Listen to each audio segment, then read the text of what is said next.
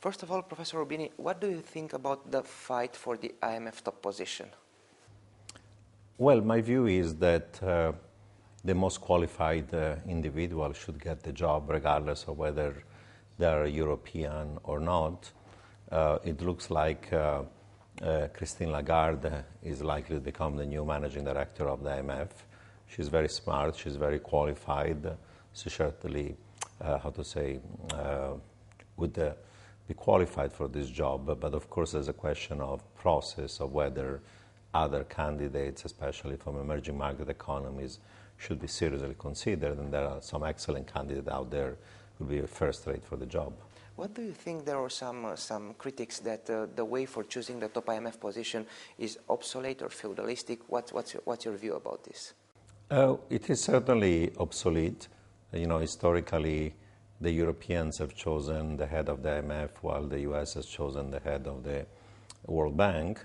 It looks like this time around is going to be the same, even if a few years ago there was made an informal agreement that there should be a much more open process. I think that it's high time for a strong emerging markets candidate to be qualified and take the job, but I think that the real politics is going to be that the Europeans are united. The US effectively is going to support the Europeans because the US doesn't want to give up the head of the World Bank, and the emerging market economies tend to be divided. They don't have one candidate they can rally around, and therefore by default is going to be another European, a very qualified one like Christine Lagarde, but certainly the process could be better. In terms of the IMF policies, what is Mr. Strauss-Kahn's legacy after he quit the top IMF position? Well, regardless of his own personal legal issue, on which I have nothing to comment, he was a strong leader at the IMF. He provided leadership during the global financial crisis, where he nudged various policymakers to provide monetary and fiscal stimulus to their own economies and financial system.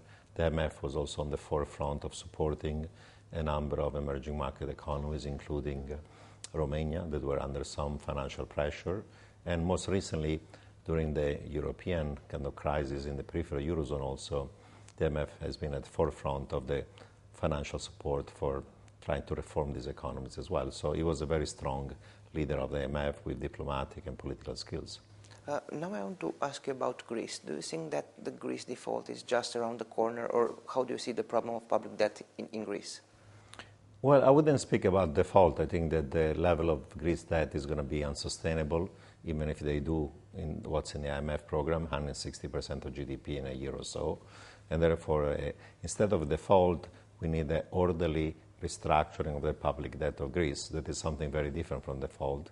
And it's something that's been done successfully in many countries that were in trouble, from Pakistan to Ukraine to Uruguay to Dominican Republic. So you do an orderly exchange of old bonds for new bonds with the same face value.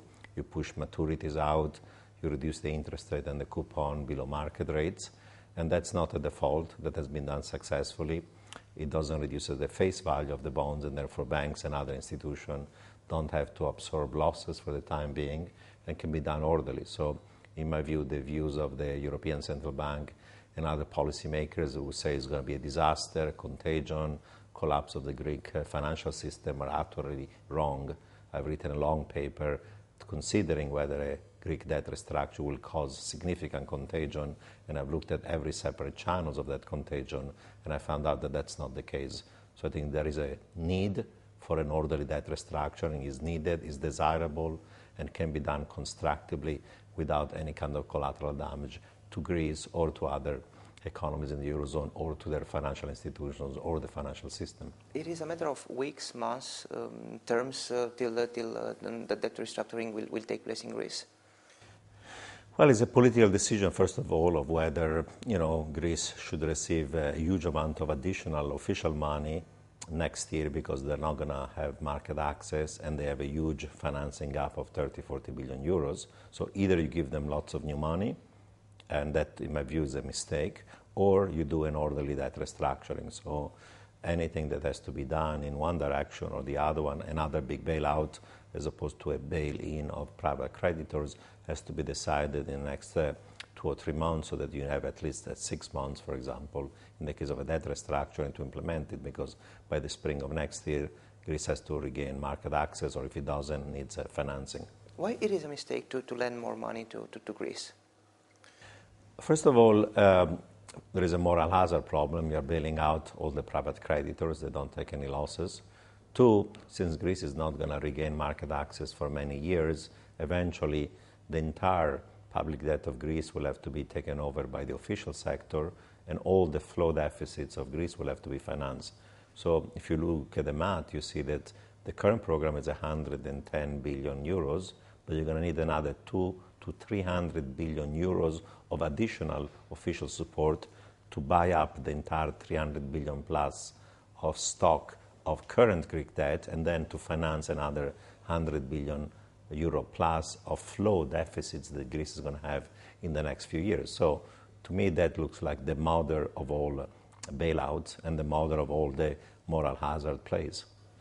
What will be the effects of this orderly debt restructuring towards other economies in the Eurozone? What about Spain, Portugal, Italy?